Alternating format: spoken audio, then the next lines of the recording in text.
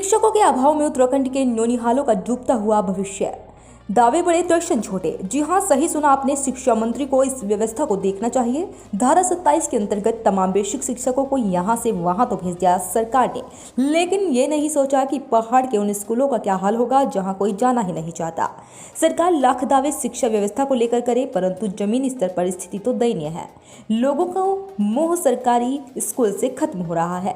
वहीं दूसरा उदाहरण हम दिल्ली की सरकारी स्कूल से भी ले सकते हैं। सीखना चाहिए उत्तराखंड सरकार को। बात मुद्दे की करे, पार्टी ब्लॉक के भी यही हाल है। यहाँ टीचरों के ट्रांसफर तो हुए, परंतु स्कूल बंद होने के कगार पर भी आ गए हैं। वहीं बेसिक शिक्षा का तो बुरा हाल है। पार्टी ब्लॉक में 55 स्कूल तो ऐसे हैं जहां सिर्फ एक स्कूल में एक टीचर है। बड़ी बात तो ये है कि उनके भी ट्रांसफर बिना तैयारी के कर दिए गए हैं। 5 विद्यालय ऐसे भी हैं जहां कोई शिक्षक ही नहीं है। अब वह भी यहाँ वहाँ से जुगाड़ की बात चल रही है। यह हाल तो अभी सिर्फ एक ब्लॉक का है, अभी तो बहुत सारे जिले में यही हाल है। बिना तैयारी के ये हाल होने ही थे। बिना तैयारी के ये हाल होने ही थे। प्रदेश की राजधानी देहरादून में बैठकर पहाड़ों की स्थिति सिर्फ कागज पर बनाना शोभा नहीं देता। सरकार और प्रशासन को इस विषय पर गंभीरता से काम करना जरूरी है। आइए आपको दिखाते हैं न्यूज़लैंड नेटवर्क संवाददाता महेंद्र सिंह बिष्ट की ये खास रिपोर्ट। नमस्कार, मैं न्यूज़लैंड नेटवर्क से महेंद्र सिंह बिष्ट इस समय विकास खंड पार्टी के खंड शिक्षा कार्यालय में यहाँ पर हूँ और यहाँ पर हमारे जो खंड शिक्षा अधिकारी महोदय हैं तो उनको 2 जगह चंपावत और पार्टी की जिम्मेदारी होने के कारण जो है अब एक व्यक्ति एक ही कार्यालय को संभाल सकता है। तो यहाँ पर मुझे शिक्षक संगठन के अध्यक्ष श्रीमान गुरुजी गहतोड़ी जी हैं। सर, सबसे पहले आपका शुभ नाम क्या है सर? मैं यहाँ पे ब्लॉक अध्यक्ष कमल जोशी। अच्छा, कमल जोशी जी हैं। जोशी। तो सर, आप ये खंड शिक्षा कार्यालय में ही मतलब कार्यरत हैं? नहीं, आजकल हम लोगों का यहाँ पे दायित्व ये है कि विद्यालय पाठ्य पुस्तकें आई हुई हैं, इसके वितरण के लिए हम लोगों को यहाँ पे मुख्य शिक्षा अधिकारी द्वारा यहाँ पे नामित किया गया है पुस्तक प्रभारी के रूप में जी। तो अपने यहाँ पे पुस्तकों का वितरण के लिए हम लोग हैं यहाँ पे। तो सर, मैं ये जानना चाह रहा था, हमारे पहाड़ में शिक्षा के स्तर में एकल विद्यालयों के बारे में मैं इसलिए इस संदर्भ में आपसे बात करने आया था कि हमारे विकासखंड पार्टी में एकल विद्यालय जहां एक ही शिक्षक है, तो इसके संबंध में सा जानकारी लेना चाह रहा था। हमारे जो अभी वर्तमान की स्थिति है, क्योंकि अभी ट्रांसफ़र हुए हैं जो धारा 27 के अंतर्गत में, तो उन ट्रांसफ़र के कारण हमारी पार्टी ब्लॉक की स्थिति बहुत ज़्यादा अभी चिंताजनक है, क्योंकि लगभग 50 विद्यालय एकल हैं और 5 विद्यालय जहां पर कोई भी शिक्षक अभी उपलब्ध नहीं है। हमारे बेसिक की जो स्थिति है, 1 से कक्षा 1 से 8 तक की स्थिति, जिसमें 50 विद्यालय तो जिसमें एकल शिक्षक कार्यरत है, और उसमें छात्रों की जो स्थितियां हैं, किसी विद्यालय में 45 बच्चे हैं जिसमें एकल शिक्षक कार्यरत है, किसी में 30 बच्चे हैं और किसी में 20 बच्चे हैं, और ऐसे ही 5 विद्यालय ऐसे हो गए हैं जहाँ पर दोनों शिक्षक उनका ट्रांसफ़र हो गया है, तो जिस कारण वहाँ पर अध्यापक अभी हमारे शून्य चल रहे हैं और अन्यत्र विद्यालयों से उनमें व्यवस्था की जा रही है।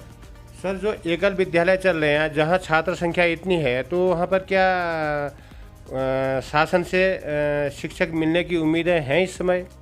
अब ये विगत 1 वर्ष से क्योंकि ये भर्ती प्रक्रिया चालू थी, लेकिन कोर्ट के कारण वो अभी स्थगित हुई हैं, मतलब उनमें आगे काम चलना है, क्योंकि कोर्ट में कुछ लोगों द्वारा रिट दायर की गई थी जिस कारण वो लंबित है।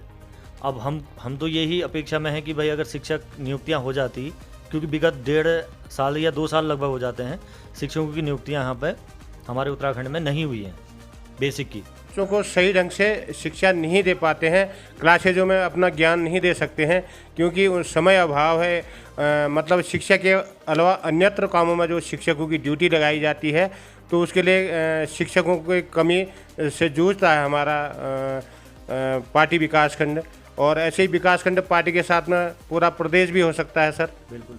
बहुत बहुत धन्यवाद। तो आपने एक ब्लॉक की ही स्थिति में उदाहरण दे रहा हूँ। जब एक बार बताइए 50-55 विद्यालय हमारे एकल चल रहे हैं, अब उस बेचारे को उसके घर में परेशानी, उसके अपनी व्यक्तिगत परेशानियाँ कोई भी होंगी, अगर उसको छुट्टी में भी जाना है तो अन्य जगह से हम उसकी व्यवस्था भी विद्यालयों में व्यवस्था नहीं कर पा रहे हैं। अब उसका कहाँ खामियाजा जाएगा उस बच्चे पे जाएगा जो हमारा मूल उद्देश्य है, जिस बच्चे को पढ़ाने के लिए नियुक्त हुए हैं, जिसके लिए इतना सारा तंत्र चल रहा है, इतनी सारी गतिविधियां सरकार द्वारा की जा रही हैं, लेकिन उसका हासिल उस बच्चे तक जो पढ़ाने का मेन उद्देश्य है वो पूरा नहीं हो पा रहा है। धन्यवाद सर। न्यूज लाइन नेटवर्क में आपका स्वागत और अभिनंदन करते हैं। मेरे साथ पार्टी विकासखंड से संवाददाता कैमरामैन राजू बोरा, पार्टी चंपावत से। बिल्कुल बंद होने की स्थिति में है, या जहाँ पर बच्चों के लिए कोई शिक्षक उपलब्ध नहीं है तो वहाँ पर वो शिक्षक आ पाएंगे। सर, आप एकल विद्यालय की जहाँ पर बात आती है, अब मध्याह्न भोजन की व्यवस्था है। ग्रामीण परिवेश में तो लोग कहेंगे कि आज अध्यापक स्कूल में नहीं आए। अब विद्यालय एकल विद्यालय है, वहाँ पर ग्रामीणों को तो ये पता है कि आज अध्यापक यहाँ पर नहीं आए हैं। ग्रामीण को ये पता नहीं है कि वो किस कारण नहीं आ पाए हैं। दूर दराज का मामला है। पहाड़ में नदी नालों का एरिया भी आता है। अध्यापकों के आना जाना जो करते हैं हम, और पैदल भी चलना होता है। सब जगह रोड के संसाधन अभी नहीं हैं। तो और इसके बाद में कि आप लोगों को आप कैसे मैनेज करते हैं कि जैसे सुबह मध्याह्न भोजन के लिए पहले तैयारी करवानी है आपको, और उसके बाद में बच्चों की क्लासेज लेनी है 1 से 5 तक के बच्चों की, और उसके बाद में अगर अध्यापक का ऑफिशियल काम पड़ गया या बैंक से कोई संबंधित काम हो गया तो उसके बाद बच्चों की छुट्टी हो जाती है, तो बच्चों का भविष्य कैसे इस अंधकार से कैसे बाहर आ सकता है? मैं अपने ही इस विकास खंड की बात करता हूँ। पार्टी विकास खंड में हमारा जो लगभग यहाँ पे 130 विद्यालय बेसिक के हैं और जूनियर 26 हैं, और ऐसे ही हमारे हाई स्कूल इंटर कॉलेज 26 हैं।